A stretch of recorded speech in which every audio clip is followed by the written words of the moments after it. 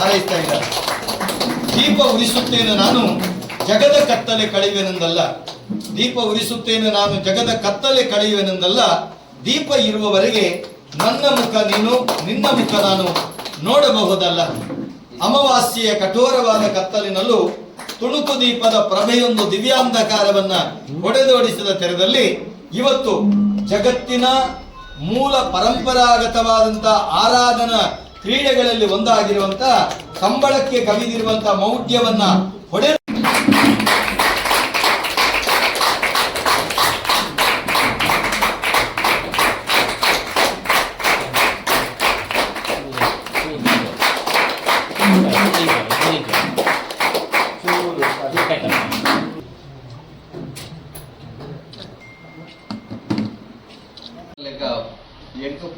గుర్తొచ్చి సుభాష్ కొంచెం ఫోన్ కడుతుంది సార్ చేసి కంబಳ ಒಂದು ತಂದು ಅයි ಕೊಂಚ ಕವರ್ ರಿಲೀಸ್ ಮಾಡ್ಬೇಕ ನಾನು ಯಾನ್ ಪಂಡ ಎಂಕು 187 ಎರ್ಲೆಗ್ ಮೂಜಿ ಸಾರದ ಲೆಕ್ಕ ಒಂದು ಏರುಕ ಮೂಜಿ ಸಾರದ ಒಂದು ಮೊಮೆಂಟ್ ತಯಾರು ಮಾಡ್ತಂದಿಲ್ಲ ಅವು ಹೋದೈತೆ 5,000 ಬಳ್ಳಿಗೆ ರೇಟ್ ಇರೋದು ಅಂಚೆ 1 ಲಕ್ಷದ ಒಂದು ಬಜೆಟ್ ಉಂಟು ಕಂಬಳದ ಲಾಸ್ಟ್ ಇಯರ್ 45 ಲಕ್ಷ ಆಯ್ತು ಅಂತ ಆ ಒಂದು ಸುಭಾಷ್ ತಾಲಜ್ಜಿ ಸರ್ ಎಲ್ಲಿ ಒಂದು ನಾನು ಮಲ್ಲ ಗಡಿಬಿಡಿದ್ದೀನಿ ಇದಕ್ಕೆ ಬರೋರಿಗೆ ಮಲ್ಕೋಲಿ ಬಂದು ಯಾನಿಯನ್ನು ಕಾಂತಾಬಾರೆ ಬುಧಾಬಾರೆ ಕೂಡ ಸುಭಾಷ್ ಎಲ್ಲ ಪಕ್ಕ ದಯಾನಂದ್ ಕತ್ತಲ್ ಸರ್ಲ ಏನು ಬೇರೆ ಬರ್ತಾರೆ ಅಂದೆ ಕೋಡೆ ರಾತ್ರಿ 2 ಗಂಟೆ ಮುಟ್ಟೆ ಹಿಂಗೆ ಏನು ಬೇರೆ ಬಂದಿದ್ದಾರೆ ಅವ್ರು ದಾದೊಂದು ಪಕ್ಕ ದಿನೇಶ್ ಸರ್ ಬಂದರು ಹೆಚ್ಚಿನ ಅಂಶ ಇದಕ್ಕೆ ಸಭಾ ಕಾರ್ಯಕ್ರಮದ ವಿವರ ಹಿಂಗೆ 2 ಗಂಟೆ ರಾತ್ರಿಗೆ ಕತ್ತಲ್ ಸರ್ ನೇಮದ ಹೋಗುತ್ತೆ 3 ಗಂಟೆ ಮುಟ್ಟ ಸುಭಾಷ್ ಸರ್ ಏನಂದ್ರೆ 12 ಗಂಟೆ ಬರ್ತಾರೆ 12 ಗಂಟೆ ಮುಟ್ಟ ಇಲ್ಲಡ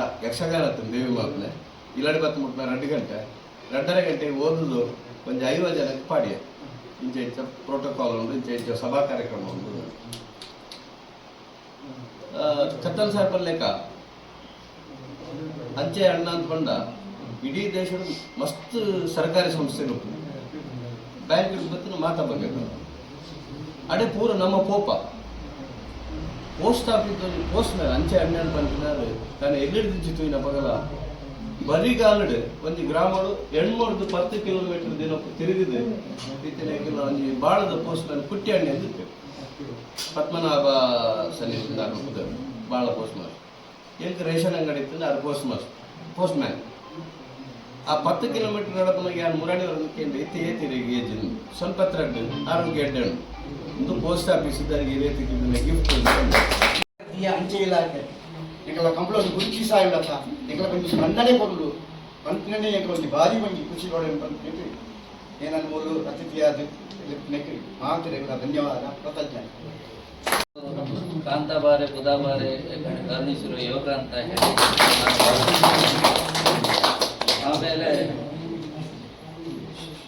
ಸಾಮಾನ್ಯ ಜನರಿಗೆ ಈ ಅಂಚೆ ಲಕೋಟೆ ಹೇಳಿದರೆ ಒಂದು ಇಂಚಿನ ಒಂದು ಕಾಕಾಜಿದ ತುಂಡು ಒಂದು ಇಂಚಿನ ಹಾಗೆ ಇರ್ಬೋದು, ಹಾಗೆ ಭಾವನೆ ಇರ್ಬೋದು. ಆದರೆ ಜಯನಾಗರಾಜರಂಥವರು ಮತ್ತೆ ಅಲ್ಲಿ ಫಿಲಾಟಲಿಸ್ಟ್ಗಳೆಲ್ಲ ಬಂದು ಕೂತಿದ್ದಾರೆ. ಇವರಿಗೆಲ್ಲ ಒಂದು ಚಿನ್ನದ ಗಣಿ ಅಂತ ಹೇಳಿ ನಾನು ತಿಳ್ಕೊಂಡಿದ್ದೀನಿ.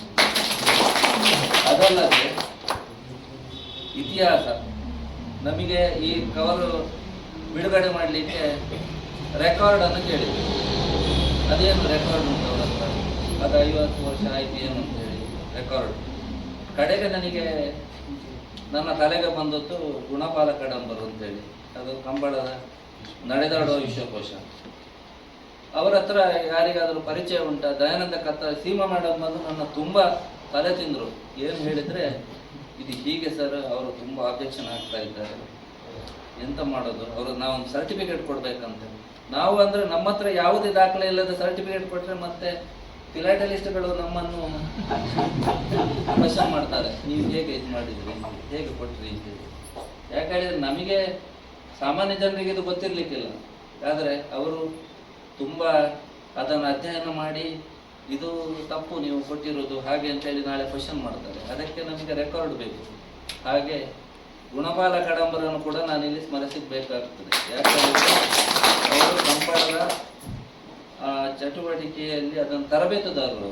ಅವರು ನಮಗೆ ಒಂದು ಸರ್ಟಿಫಿಕೇಟನ್ನು ಕೊಟ್ಟರು. ಇದು 50 ವರ್ಷ ಆಗಿದೆ, ಜೋಡುಕರೆ ಕಂಬಳ ಆಗಿ 50 ವರ್ಷ ಆಗಿದೆ. ಆದರೆ ಅದರಲ್ಲಿ ನಾವು ಕೆಲವು ಉಲ್ಲೇಖಗಳನ್ನೆಲ್ಲ ಮಾಡಿದ್ದೇವೆ.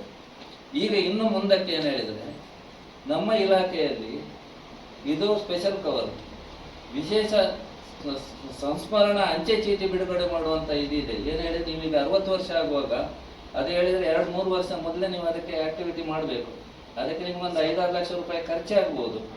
ಈಗ ಏನು ಹೇಳಿದರೆ, ಹಿಂದೆ ಶಿಲಾಶಾಸನ ಇತ್ತು, ಯಾವುದಾದ್ರೂ ಒಂದು ಊರಿನಲ್ಲಿ ಏನಾದರೂ ಡಾಕ್ಯುಮೆಂಟ್ ಇದು ಕಟ್ಟಿದ್ರೆ, ಮಾನ್ಯುಮೆಂಟ್ ಕಟ್ಟಿದ್ರೆ ಅದು ಯಾರು ಮಾಡಿದ್ದು? ಕ್ರಿಸ್ತಶಕ 1322ರಲ್ಲಿ 2ನೇ ಕೃಷ್ಣ ಇದನ್ನು ಕಟ್ಟಿದ, 3ನೇ ಕೃಷ್ಣ ಹೀಗೆ ಕಟ್ಟಿದ, ಪುಲಕೇಶಿ ಹೀಗೆ ಕಟ್ಟಿದ ಅಂತೇಳಿ ಕಲ್ಲಿನಲ್ಲಿ ಬರೀತಿದ್ರು ಶಿಲಾಶಾಸನ.